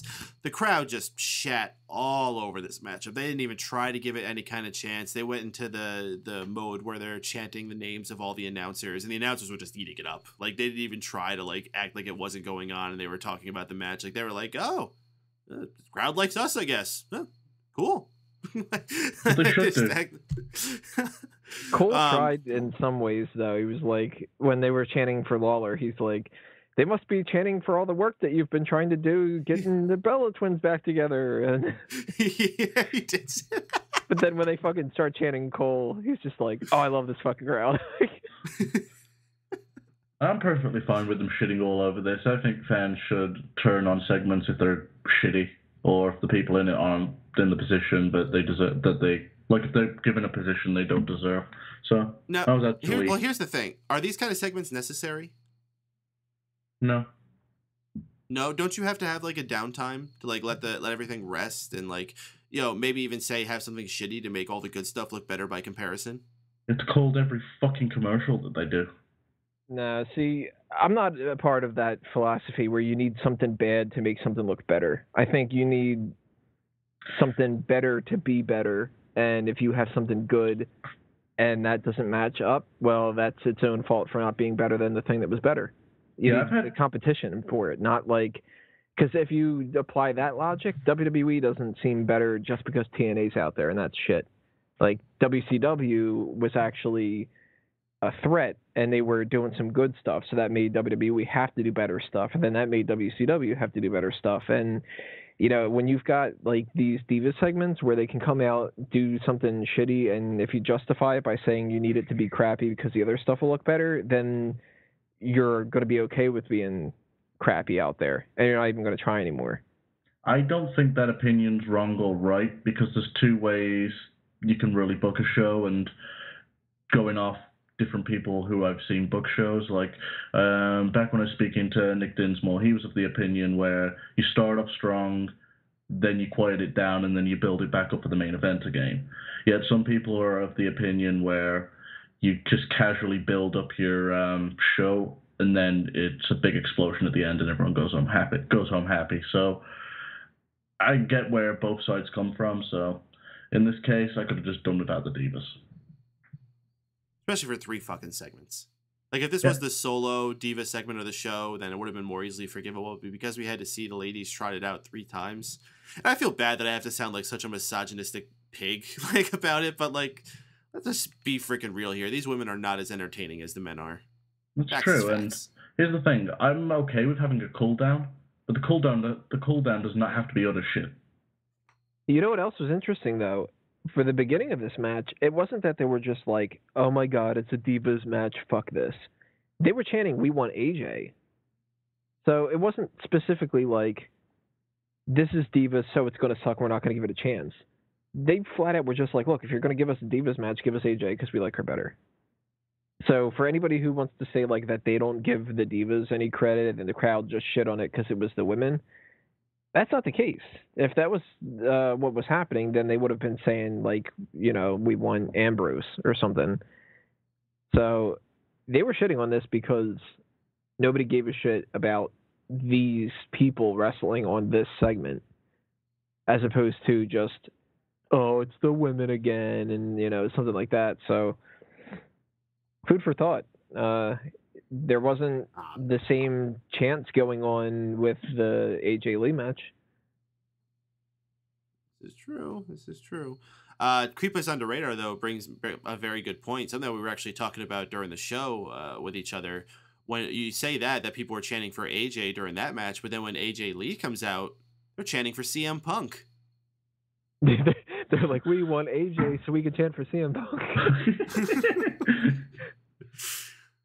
They're just doing that because they think that they're fucking smart. Yeah, exactly. I hate to just like use the term smarks derogatory in that kind of way, but that's the exact kind of attitude when you're going out there and doing those kinds of things that you're presenting. Like, it's one thing when you are really genuinely displeased, like this Divas match here, but like just only because AJ Lee is out there and because you know that she's, well, I was going to say dating, I guess married to Punk now, you have to chant his name too. I find that really disrespectful. Yeah, I personally don't find it disrespectful. I think if you're talented enough and a good enough character and star, that you can overcome that type of shit. And the fact is, it isn't just Chicago that's been chanting that. It's almost every city they go to. So it's on them to find a way out of it. And if they can, she's just not good enough to figure out how. Brian the Brain saying, I did like the big Colt Cabana head in the crowd. I didn't see that. Are you talking about the Scotty Goldman head? That's what I saw. Icon Cabana. See what I did there? Reference. We had a tag match between Slater-Gator and Los Matadores. Oh, their theme music is fucking awesome. This was such a fun fucking segment. We had Adam Rose, along with the bunny and the rest of the Exotic Express entourage, hanging out around the announce table. We had Hornswoggle coming out with Slater-Gator dressed up in this little mini alligator outfit. We had Jesse Jackson in the audience at ringside being shown for no fucking reason whatsoever. This was just an insane matchup, and it was just so much damn fun. And I say that in complete confidence with you guys. I will never admit this to anyone in the world, except for on live radio to everyone. But if I was talking to any one of my friends, if I had my friends over, be like, yeah, this is shit. I'm going to play with my phone and like have my phone open like I'm playing with it, but I'm going to be looking at the screen. Yeah, that's what we was talking about in the chat. It's one of those segments where it was so much good, clean fun, but you'd never want to be caught dead watching it. The bunny is over as fuck. The bunny is officially now a roster member on WWE.com's roster page. So Who's going to draft the bunny? It's probably going to be Tony, I imagine. So I might be picking up the bunny. And we might be doing the bunny's outro next week. So when the bunny's like unmasked, does it count as a release? And Tony loses 100 points? Maybe. I don't know. That's not a release. But it's only when the bunny hops away. Creepers on the Radar saying that Gator roll was awesome. And also Hornswoggle was an awesome mini Gator, if you ask me. And I think they could have him be like a little mascot for Slater-Gator. Why not? I mean, it's very obviously a comedy duo. I think you pointed out, Wago, their Tron was just hilarious. It had like the hoopty cars, and it had like their giant heads in front of the hoopty cars just moving around. Their theme was fantastic. It was a really good mix-up of the three-man band theme and some kind of like hip-hop beat. It was perfect for them. I am so digging this tag team, and I am ready to see where they can go with them. And thank God we don't have to listen to Titus O'Neil's awful fucking theme song anymore. Jesus Christ, I think he had the worst one on the roster, next to Brie Mode. I like Brie Still Mode. don't know what the fuck the Brie Mode lyrics are. I don't think there are lyrics. I can't They're defend saying that. something. And I actually have a defense for the Brie Bella theme. The more I listen to it, the more I actually like it. And I'll tell you why. I don't know if anyone else is going to get this, but there was this tape I had when I was really, really young. And it was all these techno songs that were made up for all the characters that were in the video game Mortal Kombat. And I fucking loved that tape. And her theme reminds me a lot of all the music that was on that tape. So it reminds me of like really cheesy early 90s techno. Which I guess is a stupid reason to like. So what you're saying is you need to follow in WCW's footsteps and have a Mortal Kombat gimmick. Yeah, why not? I think that'd be cool. A female Mortal Kombat character? Shit, more entertaining than what she's doing now. I mean, there was a Mortal Kombat character named Melina. She could be Melina. I think WWE had Melina and she did dirty things. I could see Brie as more of a Baraka. Brie Rocka? I was just trying to figure out how to say it. Brie Rocka? Brie Rock Obama? I don't know. I can't get it out. What's his name? Rock? Dwayne Gretzky? We had Kennedy. So why was Jesse Jackson there? I don't know. That was really awkward. It was just kind of like, here's a lot of weird shit, and Jesse Jackson too. Like it was like a circus out there. It was. It was like just this grab bag of like whatever random shit that they had left that they didn't know what to do with on the show. Oh, you know what? All it needed was Rod Simmons coming in and saying, "Damn." Is he still with the company or is he fired? I'm pretty sure he's still probably around. Some Legends deal or something. Yeah.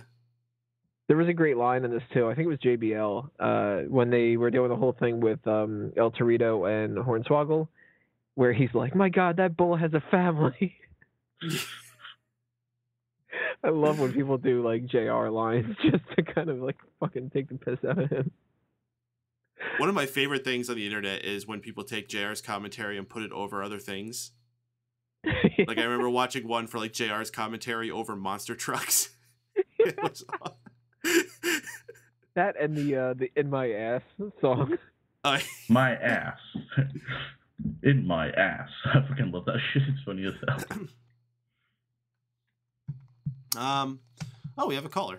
Let's bring them on. We got caller from 540. You are caller from 540. You're live on the Raw Post Show on Mega Powers Radio. How you doing?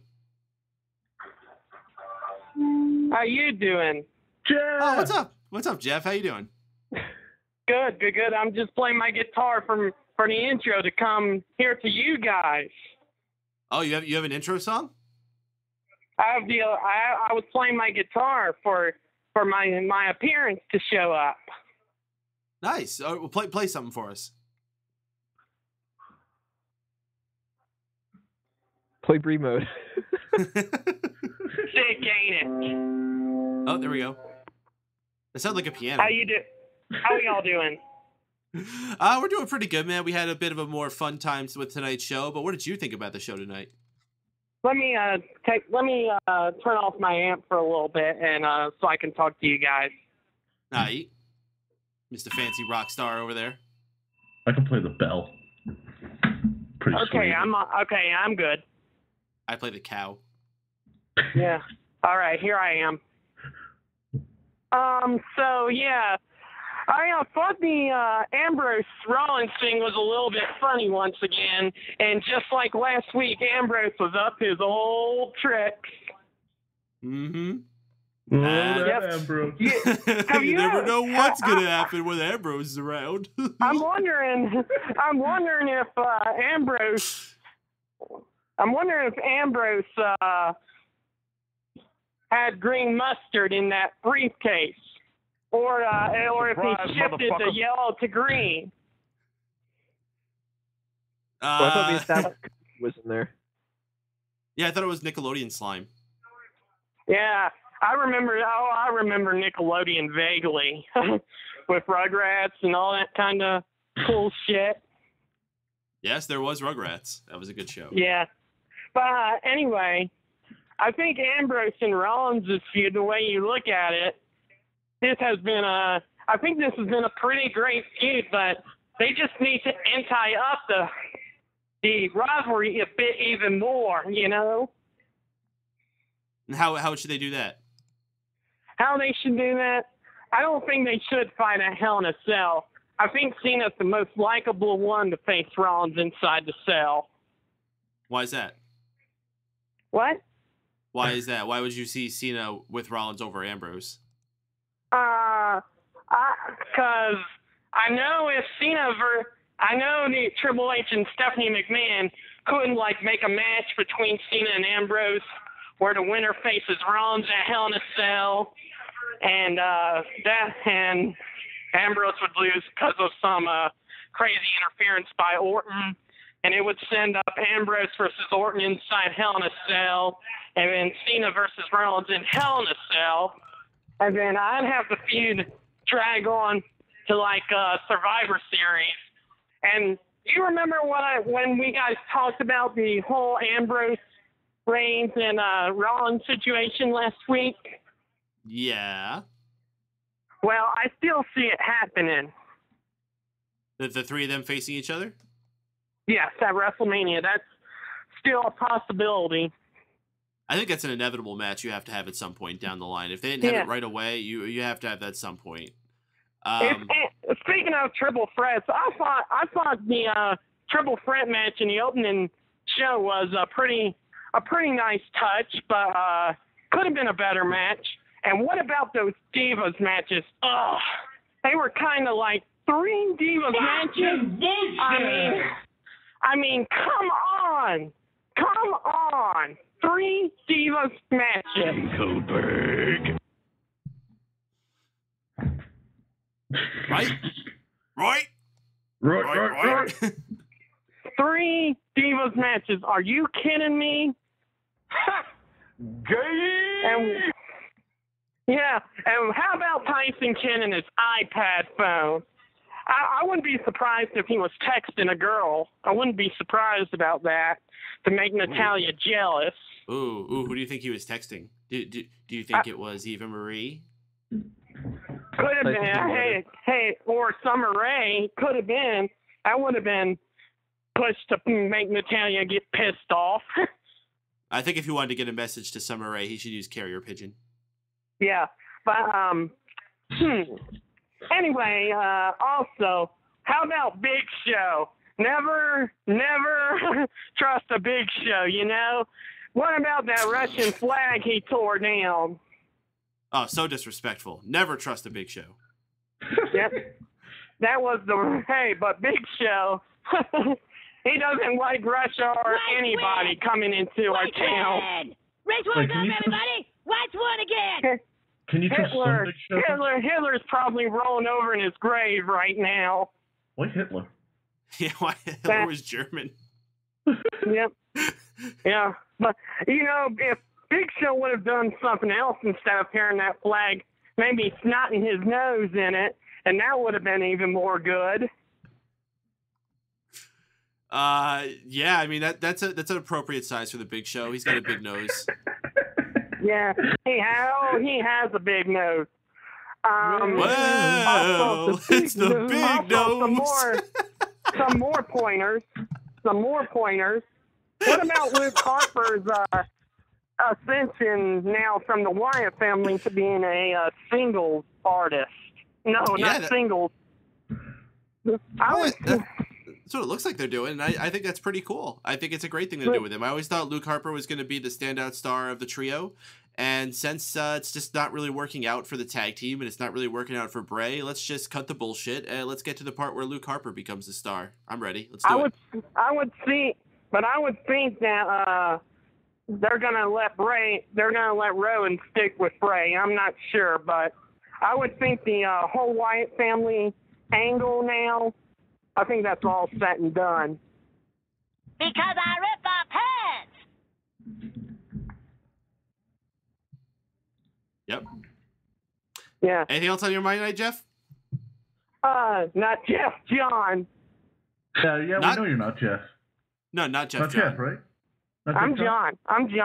Not okay, Jeff. Jeff. Oh, is it not Jeff John or John not Jeff? I'm confused. I'm John. John. Not Jeff. No shit. Yeah. Not Jeff. But anyway, you always give me the high points and low points, the least favorite part. Correct, please. I'm about to do it right now. The high point was... Wait. It was likely Ambrose and Rollins and the Russian flag and Big Show touching the Russian flag. And the low point was all those three Divas matches. Boo! Yeah. Well, anyway, sayonara. Thanks, John. Have a good night. Thanks, Jeff. Take care. I've got the big nose in my head now. Yeah, that's what I kept thinking about. Big nose. The big nose. Yeah, What is the big old nose? I have another theme song you can sing. It's the Brian the Brain Show. There, now you've got it in your head. Hey, I'm giving him a plug. A hair plug? A Hey, nose plug? Leave out the plugs that we should talk about. Yeah, we don't need to get into that. What are the brief plugs too? Before we bring on our next caller, I just want to follow up where we're finishing on that call. Was the Big Show and Rusev segment. That was dumb. Really dumb. Big Show comes out there, face off against Rusev. I don't even remember how this all went down. What the fuck happened? Big Show chased Rusev away, and then he chased Rusev away, and then he grabbed the Russian flag and pulled it down from the ceiling, and yeah, that just happened. Do you guys have anything to add about that? You know how we keep wanting the B to come back? And we keep mentioning that Rusev is waving his flag, looks like he's swatting the bees. Mm-hmm. I think we need to combine these, and they need to bring back those old gimmicks that they used to have back in the day, like when we had Duke the Dumpster Drosy, and it was like, he's a wrestler, but he's also a fucking garbage man by day. And Isaac Yankem is a fucking dentist who's also a wrestler. We need to combine the efforts for both Adam Rose's B and the B's that Rusev hates, and we need a brand new wrestler on the roster who can be a former beekeeper, and that guy can be the one who beats Rusev. I'm pretty sure that's where this is going here, guys. Wow. The only line that was good in this, by the way, was the White Russian line. That was actually pretty decent. Everything else was terrible. I don't know about that. I don't know about that fantasy booking, Tony. I think Hitler would be rolling in his grave.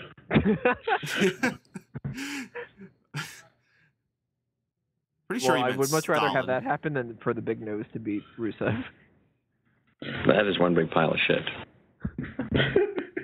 And that's basically all I have to say about that segment. So, why don't we go on and bring our next caller? Hold on to your butts. It's That's pretty perfect. It is perfect. Hold on to your butts, because it's Silent Wind of Doom. What's up, Silent Wind of Doom? What's up, dude? I'm still kind of stuck on the whole bee thing. I'm trying to remember what the fancy official name for a beekeeper is. I can't freaking remember what it is. Something like Biologist. I keep thinking Lepidopterus, but that's butterflies. I don't know. The fact that you even know that's pretty amazing. Anyway, Raw was on tonight. It was. Yes, it was. Not bad. What'd you think about the show? I missed a lot because I was zooming through trying to catch up tonight. I was way behind. I was happy they managed to make Bray Wyatt cool again. The pre-tape segments with the fast editing and stuff really helped a lot because him just sitting in a dark room was kind of growing stale. It reminded me a lot of those initial vignettes they aired for him when he was first coming in. Like, everyone got so excited because of how cool and unique those were, and then he actually showed up, and it was kind of disappointing. I'd hate to see that be the end of him. I really liked him. I started watching at WrestleMania, and he was immediately the first person I was drawn to because I always loved The Undertaker, and I always loved like Kane, and I always loved the guy that his entrance would hit and the lights would go out and everyone would go, "Oh my freaking crap, this is happening." And he had that ability, but he just kind of petered out the last couple of months, which is a shame. By the way, I looked it up. Apiculturists. Or apiarists. Or there you go. All right. Apiarists? Yeah. Mm-hmm. Okay. There you go. Thanks. Apparently we should be watching SmackDown because a lot of stuff happened. I was very confused when this episode started. You should be watching. You should be watching SmackDown. You should be watching Main Event. You should be watching NXT. You should be watching Total Divas, and you should be watching Slam City. Duh! How else are you gonna be able to keep up with what's going on Raw? There was a Rumble, and there was freaking Bo Dallas and Mark Henry. It was crazy. I had no idea what was going on today. Somebody won King of the Ring on SmackDown last week. It's fucking nuts. Jinder Mahal returned, and he turned face. Yeah, JTG got his job back as the Canadian Kid. We actually found out he never actually got fired. It was a work. Told you guys. Dust Brothers were back. I prefer the Darth Maul Goldust to the current douche's car paint job Goldust. I gotta say, this new paint job makes him look fucking old. It does. He always looked old. That's the best way I could ever thought to like say what it was. The douche's car paint job. Man, between him getting the douchey car paint job and that broken carburetor, I don't know what's going on in WWE with these cars. Well, that's why they got the mechanics there. They got to give them something to do. Am I the only one who heard the white? Am I the only one who heard the white Russian line and looked at Rusev and kind of said, "I don't think I'd consider him a white Russian"? No, he's not white at all. Kind of brown with eyes all over him and stuff. Yeah, I think he's more Mexican than Nicholas. I've noticed it was in effect today. I've had a theory for quite a while now. I haven't called it anything, but some kind of bun ratio situation. I found that Lana seems to be more attractive the lower on her head her bun is. Oh yeah, dude, we've always said the worst thing about that woman is when she puts her hair up so goddamn tight. Like, if you ever see pictures of her where she has her hair tied down or completely down, she looks so much better. Oh she, yeah, like, when it's just dangling down there, she like goes from like an 8 to a solid 10. Yeah. Even CJ is hot. Lana isn't. Let's put it that way. Even with the tight bun, it just seems that how high and how low it is on her head seems to affect a lot. I don't know how. It's strange. I don't understand this. If Paige and Alicia Fox form a tag team, can we call it Ebony and Ivory? Oh, that's perfect. I Best of the night. I love the Rosebud line that freaking made me crack up. Oh, with the security guards? Yeah, that reminded me of like a Triple H DX era line that he would pull out. Like something where he would like break the fourth wall and say something that's like, oh, I bet Vince doesn't like him saying that. That's what Like that the kind of Kofi reminded line? me of. What was the Kofi line? When Triple H said, "Whatever happened to your accent?" Oh yeah. One other thing I'm noticing, I look at the DVR, and on my cable company, the info it gives me for the episode is, what will Triple H and Stephanie McMahon reveal about the WWE Hell in a Cell pay-per-view? I cut through a lot, but did we get anything? No, that was something I was actually meaning to bring up at some point. I don't think a single thing on this entire show had anything to do with Hell in a Cell. Matter of fact, the only time I think I saw anything referencing Hell in a Cell at all was when they were shilling the network. 2 weeks in, and I have no freaking clue where they're going. I think I know where they're going with this. I think we're getting El Torito versus the Gator in the Hell in a Cell. Oh, dude, a mini Hell in a Cell would be sweet. And then they're going to replicate Foley's being tossed off the top. They're going to throw Hornswoggle off the top, give him a little parachute, see what happens. I'd be out for that. I think they should put a moat around the Hell in a Cell. Yeah. That's where like Hornswoggle can come up out of. So Silent Win of Doom, your high point, low point for tonight. I think you already gave your high point. Yeah, low point, I really skipped through a lot. So I didn't really come across anything that was absolutely horrible, even the Divas matches, but I didn't really pay much attention to them because I was doing other things and skipping through, so I didn't even notice. Is the bunny over with you? I just want to see where that goes. But even that segment, we got the freaking Gator and Jesse Jackson, and I have no idea what's going on. By the way, I've never seen this bee that everyone speaks of. Oh, I still have yet to actually. I always hear, "Where's the bee? Where's the bee?" I've never actually seen the bee, but I thought last week Alice was pretty freaking hot. Oh yeah, I remember noticing her. If you go back and if you find the segment, I think the first time we saw her was for that Twisted Tea commercial that Adam Rose and Santino did together. Yeah, I think it was freaking awful. But at the very end, they're all singing Adam Rose's song while drinking Twisted Tea, and in the very front there was this really hot girl in a costume, a bee costume, and she was around for a few weeks after that, and then we haven't seen her since. We really miss her. But apparently it was. I think she's lost with Roundface. Yeah, she's on that mystical island off the coast of Greece where like Dr. Dre, or not Dr. Dre, Tupac and Jim Morrison and the original Paul McCartney are all there. That's where they all are. I forget what the hell my original point was. I would have thought she would have been in Australia with Hitler and Elvis. What was the original story I was telling? I completely I think you were leading into who she actually is. Oh, who the bee was. Oh yeah, she was she's Rosita from TNA. Fame. Huh. Well, not really fame, but infamy. Mediocrity. Yeah, that's a good word for it. All right, Silent Win of Doom. Good calling tonight, man. Thanks for calling in. Thanks. Keep popping up in the chat room, man. Have a good night, guys. Or Silent Win of Doom. You're one person, not guys. Good night, Guy. That's just the end of the show. Good night, everybody. Good night, guys.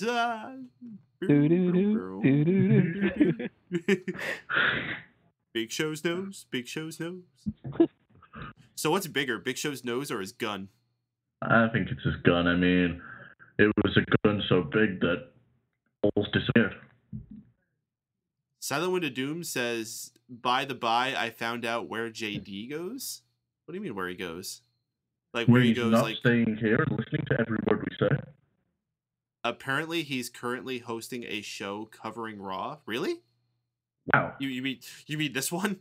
When he comes on and hosts this one? And just fucking hijacks it. Is his show a recording of him calling into our show? Come on, can he not get callers? So he just calls us and pretends that we're his callers. Yeah, no, really. Is this serious? If we can call into a show, I have an ability to like call a number from here. We should totally call and simulcast. So I don't know what we would call that show then. That's going to get way too confusing. We've already made jokes about doing the Raw during show and stuff like that. But... You got to give us a link. Yeah, please give us a link. Yeah, give us the link. We're just gonna sit here and awkwardly wait until you give us. Yeah, we're not doing a show until JD's link is here. Worse off, even on the archive version, you're gonna have to sit there and listen to us wait. We're not editing that out either. Yeah, here we go. Oh, he's on Blog Talk Radio. Old school Fallout, Big Bag Studio. Welcome to However FM. Ding. All right. Let me copy this number here. We're gonna call into this show. I don't know if this has ever been done on Blog Talk Radio. One live show on Blog Talk Radio is gonna call into another one. Monday Night Wars ain't got nothing on us. Let's see here. Dial. I've never done this before. I'm not sure if this even works. Spot will disconnect us from the fucking show. Alright, it says it's dialing. Call failed or was not answered. Let's try again. Probably isn't gonna work. Oh, come on, it's not working? That's crap. Alright, let's try taking out all these symbols and crap. Let's see if this works. Dial. Oh, chat just died for me. Did it? Blog Talk Radio. Welcome to Blog Talk Radio. If you desire to speak to the host, please press 1 at any time, and the host will be notified that there is a caller in queue. Otherwise, please hold and you will be able to listen to the show. Are you sure he'll have someone in his back pocket? I know him. The fuck is going on? And there's no fighting like time we have now in this IC Championship match. One of these men is going to leave tonight with the IC Championship, and they can have a rest because of the pay-per-view. No IC Championship match right there. And what the fuck is going on? Why is it music playing? All right, let's go back to that. Opponent Hello? for tonight, and this is going to be a good one here. Yes. And making us wait because Lord knows we don't hate him enough. And there we go. You can hear the boos starting, and people know what's. Yeah, you can hear the boos starting. All right. There he is, and the rejects. Newton, Terry Wickle, come on. And of course, keep smiling, boy. I already told you what I'm going to do. Sorry, the last one on Thursday night. Smile all you want. Newton's third law, Newton Crosby, and of course the big Newton. The reject with the point reject, and Terry Wickle's going to stand around the ring, trying to keep order. Oh my God, that is the worst show Fucking I've Sanford and Son.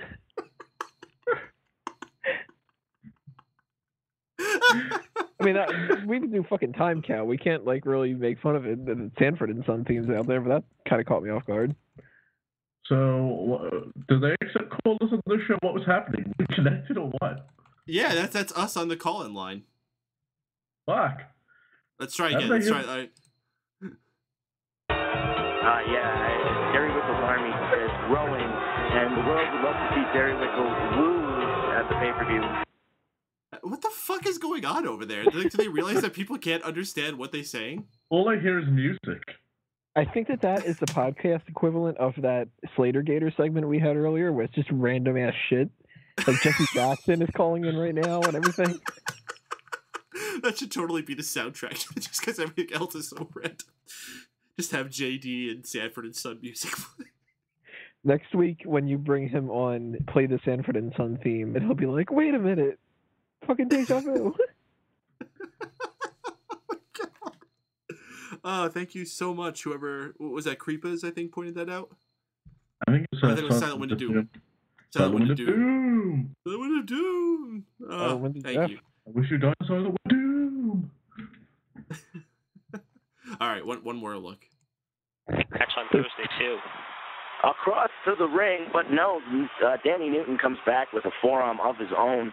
Burying God and Danny Newton exchanging blows in the middle of the ring. Now Danny Newton with control has Burying God in the corner. Now Danny Newton. Are they doing live commentary? It sounds like they're doing commentary for a match. It does. They're at least doing live commentary. Beating the Burying God, the Rejects, and Derry Wickle at ringside. And, another shot to the corner. Now Newton's playing dirty. Newton Crosby looking up for it. And now Newton, but no! No, what is this? The Burying God. No, but Newton, when you see these guys, they remind me almost of the network of ECW. I mean, you got Cyrus, you got Carino, you got Jack. That's what Derry Wickle's Army reminds me. They're just absolutely smiling all the time. Sleeper hold right now. Burying God in the middle of the ring with a sleeper hold, and it looks.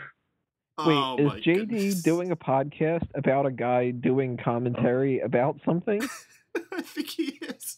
I think Creepers Under Radar's got it. He says, I think they're calling WWE 2K14. I think that's exactly what they're doing. So can we actually call in and speak to them and tell them the fuck are they doing? Creepers Under Radar says, Paden, I think you're about to lose a loyal listener. Oh, am I going to scare you guys away from playing their show? I'm going to stop. No, I think he means that we're losing one of our best segments of the show.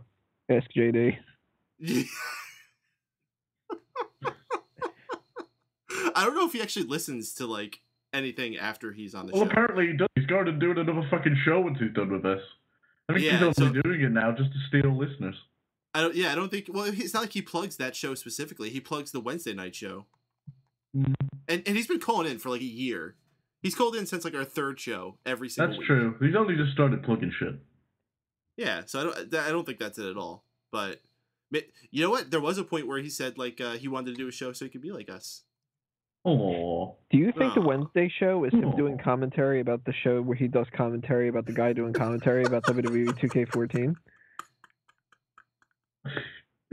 Oh, for fuck's sake. All right, one more time. I swear, this is it. Just like Burying God now. He's down to one knee. Burying God fading as well. These two, early on, you take away the wind, you take away the brain, you take away the thoughts of the person, and you don't got much there at all. And I tap out. Enough. Well, I like how they actually have like a crowd cheering behind them. That's awesome. They're going, JD.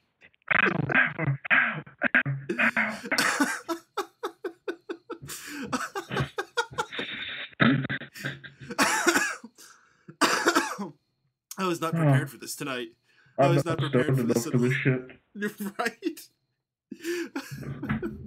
Yeah, I don't think I heard him say... I don't think I heard JD talk at all. I think this other guy is just, like, stealing his thunder over and over. Now JD knows how it feels to have someone talking over you. Ban. A lot of members of the IWC carry that lifetime ban move, and you don't want to get caught in that. Danny Newton, asshole. Danny Newton, but he's getting his ass handed to him. Here it comes, Danny Newton. Keep it going. Keep it going. Keep it going. Danny Newton reverses, and the Burying God gets taken down now. Danny Newton in control. Danny Newton. You don't like those boys. Oh my goodness. Okay. I'm becoming a supporter of Danny Newton here. Yeah, Danny Newton's just fucking shit. Danny Newton's getting put over hard by this guy. I'm pretty sure I'm going to give him the Superstar of the Year. Danny Newton. Fuck him up, Danny. Fuck him up. Danny Newton. Ding, ding, ding, ding, ding. Creepers Under Radar saying I think JD is in the gorilla position.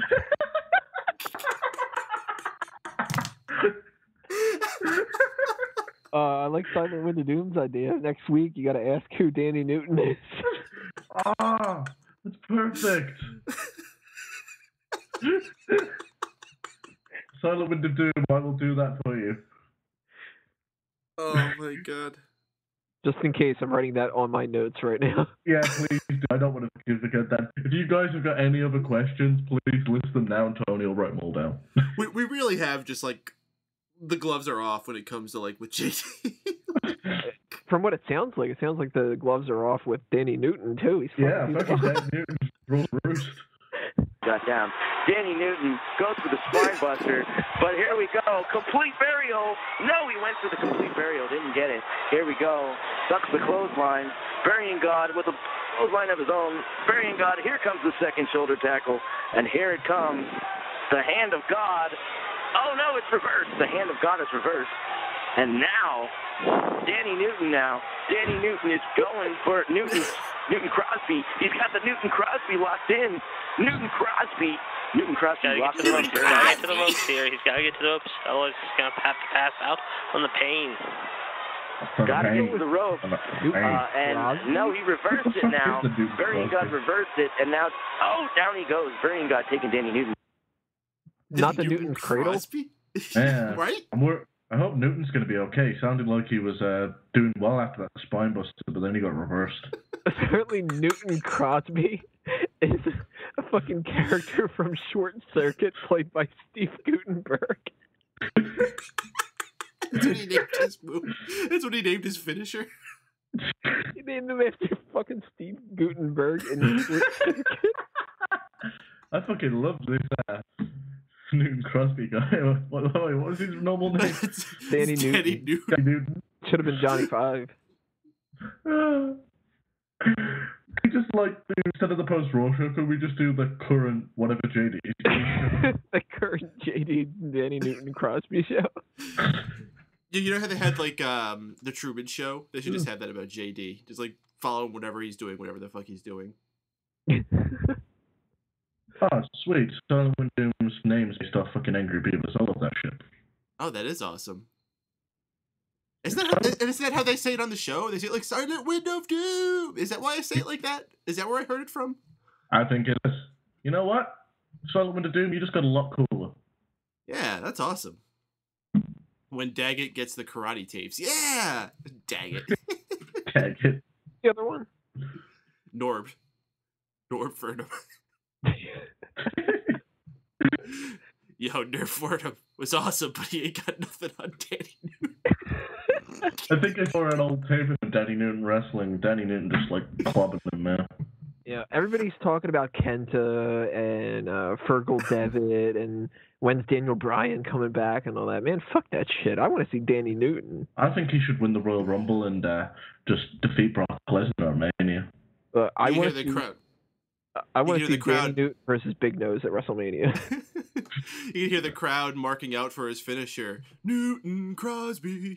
I wonder if he's won, or I wonder if the other guy with the hand of God won. Is it sad, but actually interesting? I am the Silent Wind of Doom. Whoosh. What That's what it was. Over. All right, yeah. Let's see how it's going over there. God now. Burying God. He waited too long for that fake Newton, and the hand of God now locked in the middle of the ring again. Danny Newton is in trouble. Yes, he is. Yes, he is. And Darrywinkle's very worried, and that puts a smile on my face right now. Oh, you sound so happy. Puts a smile on the face of JD from Pittsburgh, and he's waning now. He's in the... Is JD from Pittsburgh his screen name? No, his last name is from Pittsburgh. It's all one word. Yeah, and then one of the wrestlers' moves is the fake Newton. I thought Newton Crosby was bad. It's the fake Newton. I love the enthusiasm to it. That puts a smile on my face. I don't know about you guys, but I am thrilled. I'm fucking crying. Right. You never know. He's going to slip in an object here. We could see something going on now. The Burying God is going up to the corner. The Burying God is going up to the corner turnbuckle. The Burying God flying through the air, misses on his ass. Burying God now. And, a spine buster. Danny Newton now. Newton's going to go for it again. He's going to go for the fake Newton. This time, Burying God is down. If he can hit this fake Newton, it's utterly deliciously tasteful. It's over. Here it comes. Going for it. Big Newton on the Burying God. Big Newton won. And the Burying God just kicked out. Oh my God! I thought he had no less. I thought he wasn't. Oh my God! Bring up on the shit with all these false finishes. Well, this is like WrestleMania with these false finishes. This is the Rock versus Austin. Out of the fake Newton. Nobody kicked out of the Fig Newton, buddy. Nobody's ever kicked out of the Fig Newton before. This is heinous. It's easier to get Undertaker to tap out than it is to kick out of the Fig Newton. Silent with a Doom asks how much of this is making the archive. This is all going to the archive version. Right, it is. We need this historical reference point of the first time that somebody kicked out of the Fig Newton.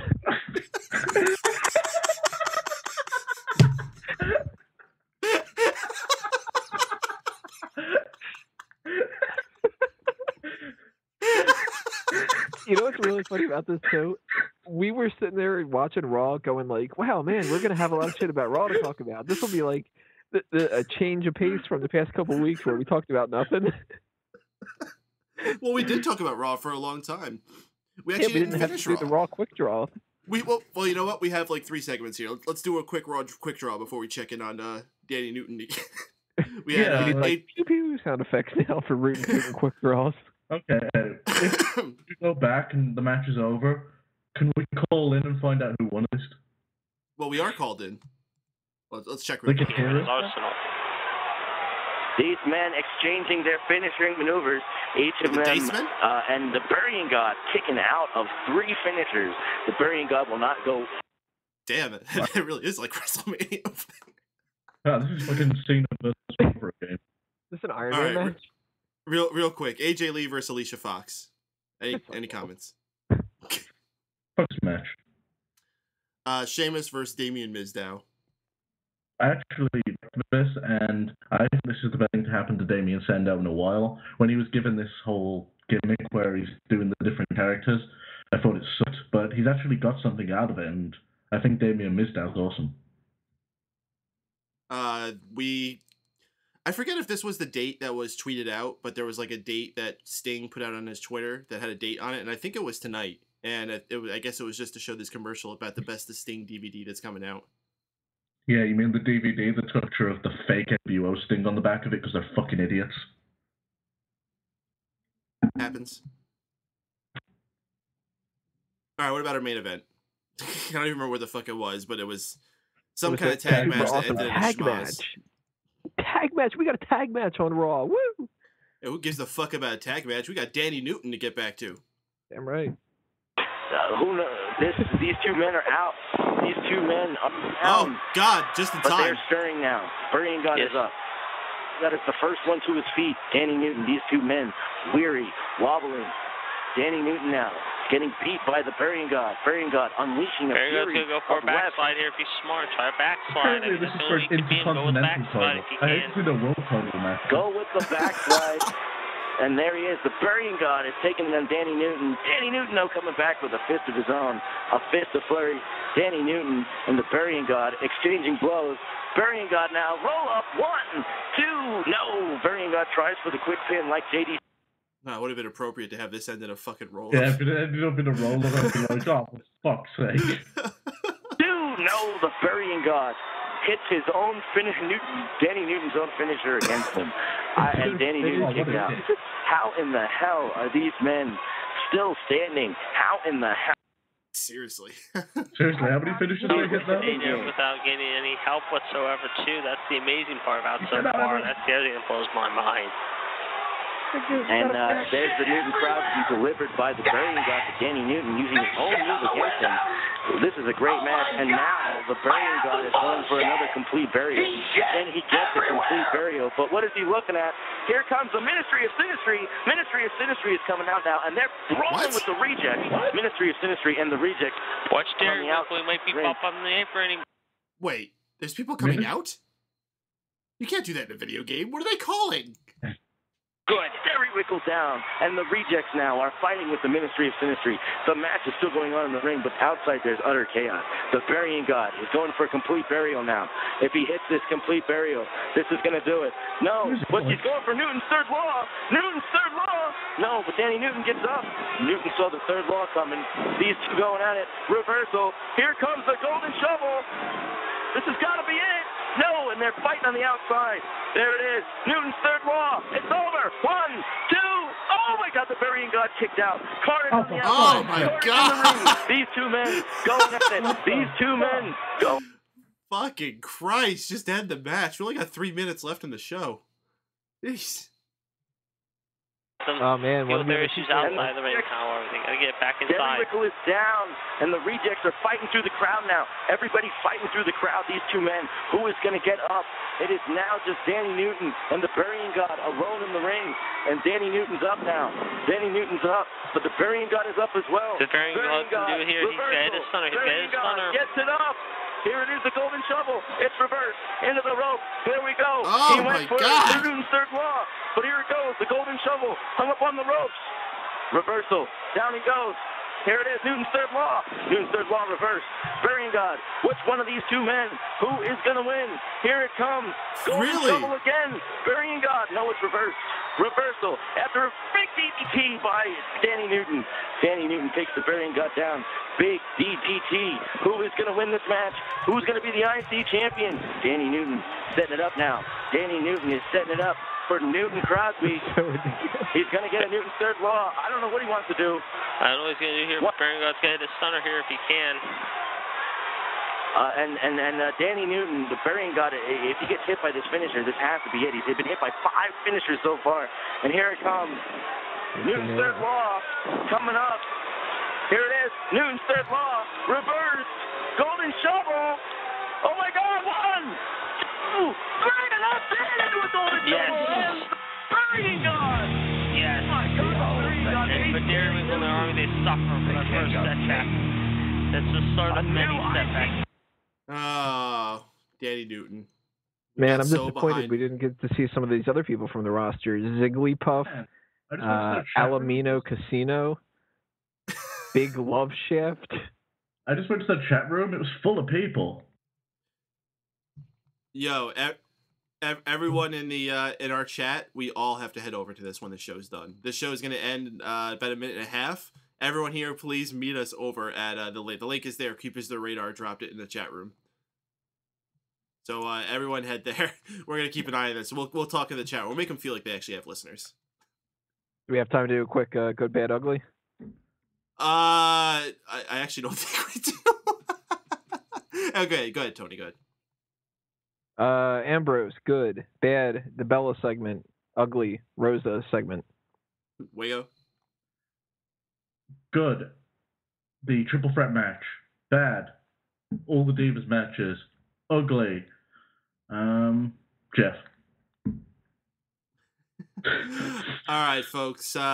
Everyone check out Unanimous Decision MMA, Addicted to Anime, SmarkOutMoment.com, FanboysAnonymous.com, and everything else we have here on MegaPowersRadio.com. Especially continue joining us every single Monday night for the Raw Post Show, where you'll continue to hear the hijinks that you heard tonight. Sometimes we'll actually talk about wrestling, and sometimes we'll just do random shit, and sometimes we'll get to learn a little bit about the wonders that is Danny Newton.